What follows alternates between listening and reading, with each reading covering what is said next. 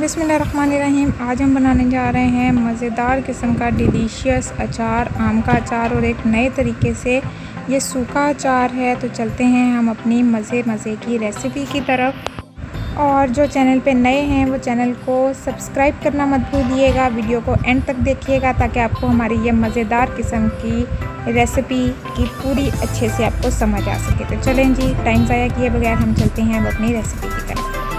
बिस्मिल्लाहिर्रहमानिर्रहीम। हमने आम लिए हैं 20 किलो और उसको पहले हमने अच्छे से पानी में भिगो दिया, एक रात भिगो ही रखा। और उसके बाद इसकी डंडियाँ ऊपर से हमने उतार ली हैं, खुश कर लिया इनको। तो ये देखें, ये डंडियाँ उतार के आपको दिखा दिया गया है। और अब हम चलते हैं नेक्स्ट कटिंग की तरफ। तो ये मेरे अब्बू इसकी कटिंग कर रहे हैं।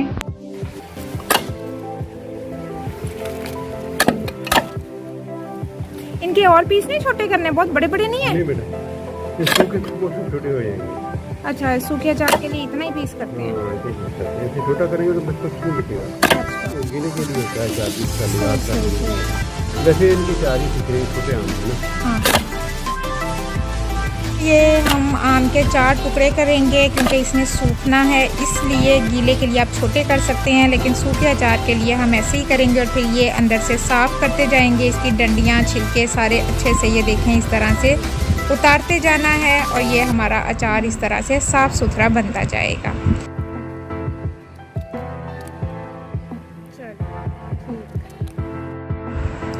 ये अब हमने अचार को धूप में फैला दिया है और इसको सुखाना है ठीक ठाक। 2 से 3 अच्छी कड़क वाली इसको धूप लगवानी है। तो ये हमने अपना सारे अचार को फैला दिया है। और एक चीज़ का ध्यान आपने ये रखना है कि अचार का जो छिलका है वो नीचे की तरफ रहे और दूसरा हिस्सा जो है वो ऊपर रखना है ताकि वो सूख सके और जल्दी सूखे। तो इस चीज़ का आपने ख़ास ख्याल रखना है। ये हमने अच्छे से धूप लगवाई है। धूप लगवाने के बाद अब हम उसकी एक दफ़ा तोल रहे हैं क्योंकि सूखने के बाद उसका वज़न कम हो जाता है। तो ये हमारा एक नायाब सा है कांटा।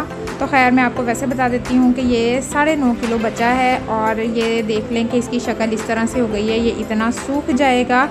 तो इस तरह से आपने इसको देख लेना है, ज़्यादा इसको देख के परेशान नहीं होना जी। तो अब आपने ऐसे करना है कि उसको जो हमने तोला हुआ कतलियाँ हैं 9.5 किलो, उसको एक खुले से बड़े से बर्तन में डाल लेना है। तो मैंने उसके लिए ये टब लिया है, ये अचार के लिए ही मैं इस्तेमाल करती हूँ।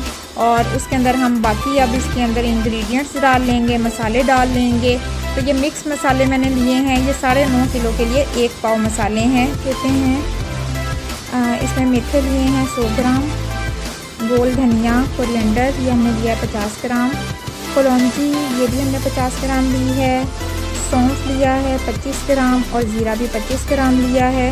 तो ये 9.5 किलो के लिए हमने 1 पाव ये मसाले लिए हैं और इनको हम अच्छे से मिक्स कर लेंगे। अगर आप अचार में नए हैं तो आप किसी शॉप में जाएं और उन्हें आप अपनी अचार की क्वांटिटी बताएं कितने किलो वज़न है, तो वो आपको मिक्स मसाला खुद ही दे देंगे।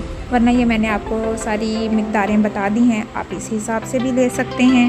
मैंने सारे मसाले इसके अंदर डाल दिए हैं। अपने 5 अदद मसाले 1 पाव इसके अंदर डाल दिया है। 9.5 किलो का हमारा ये सारा अचार था। अब हम इसके अंदर बाकी मसाले डालेंगे। हल्दी हम ले रहे हैं, हल्दी हमने ली है 50 ग्राम, ये हम इसके अंदर डाल देंगे। लाल कुटी हुई मिर्च, दादर मिर्च भी इसको कहते हैं, तपी हुई मिर्चें भी कहते हैं, और वो भी हम इसके साथ डालेंगे। 250 ग्राम यानी कि 1 पाव हम उसके अंदर वो डाल देंगे। तो ये बिस्मिल्लाहिर्रहमानिर्रहीम, साथ ही हमारी मिर्चें भी अंदर जा रही हैं। और आपने बहुत ध्यान से इसको देखना है, बहुत मज़े का अचार बनने जा रहा है। थोड़ी सी इसमें एहतियात हैं, वो एहतियात एक तो मैंने आपको पहले बता दी कि आपने अचार को जब सुखाना है तो सुखाते वक्त आपने एहतियात करनी है। अब दूसरी एहतियात मैं आपको बताती हूँ। जब हम सारे मसाले डाल लेंगे तो ये हमने लाल कुटी हुई मिर्च हमने 1 पाव डाल दी है और साथ में हम नमक इसके अंदर डाल देंगे। नमक हम इसमें डालेंगे 500 ग्राम यानी आधा किलो हम इसमें नमक डाल देंगे। और अगर आपका अचार ज़्यादा खट्टा है तो आप उसमें नमक की मिक़दार कम कर सकते हैं, अगर अचार थोड़ा मीठा है तो नमक की मिक़दार बढ़ा सकते हैं। खैर यह हमारा नॉर्मल अचार है तो हम उस हिसाब से ही कर रहे हैं। तो ये अब हमने इसमें डाल दी हैं। अब हमने नेक्स्ट काम क्या करना है, हमने इसमें लहसुन को ऐड करना है। तो लहसुन आपने ले लेना है 200 ग्राम, यानी कि लहसुन की जो पोथी होती है वो आपने 8 से 9 लेनी है।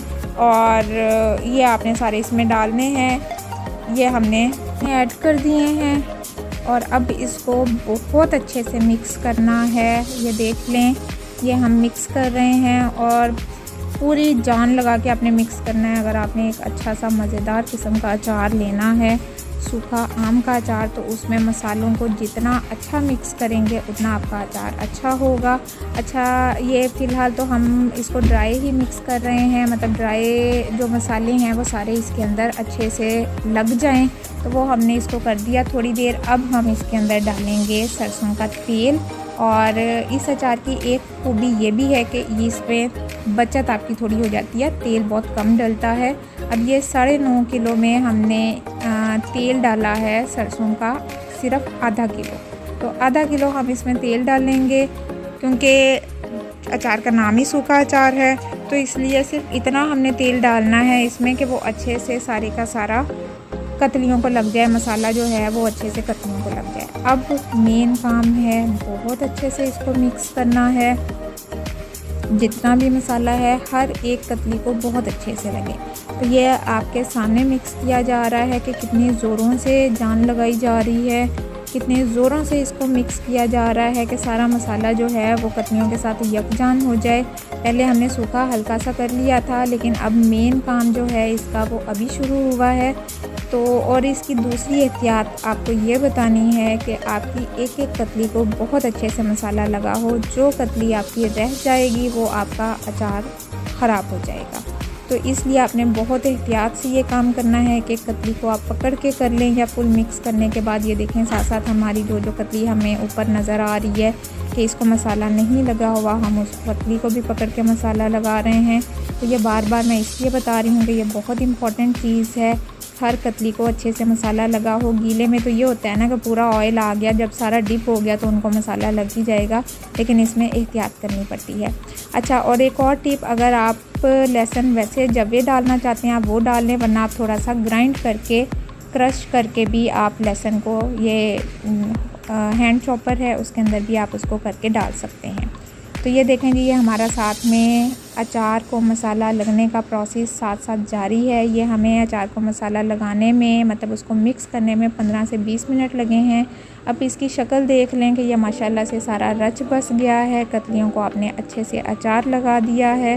तो चलें जी, ये हमारा अचार, सूखे अचार का काफ़ी हद तक का प्रोसेस जो है वो हमारा तैयार हो गया है। चैनल पे नए आने वाले लोग जो हैं वो वीडियो को एंड तक देखें, चैनल को सब्सक्राइब भी करें, वीडियो को लाइक करें, और अगर आपको पसंद आए तो अपने प्यारों को शेयर भी करें। मज़े की रेसिपी, नए किस्म का अचार है, तो इसको ज़रूर ट्राई कीजिएगा। ये देखें, थोड़ा सा लहसुन हमने इसमें ग्राइंड करके भी डाल दिया है। आप किसी भी तरह डाल सकते हैं, पूरे जवे डाल दें, या आपने इसको लहसुन को आप चॉप करके डाल दें, ग्राइंड करके डाल दें थोड़ा सा।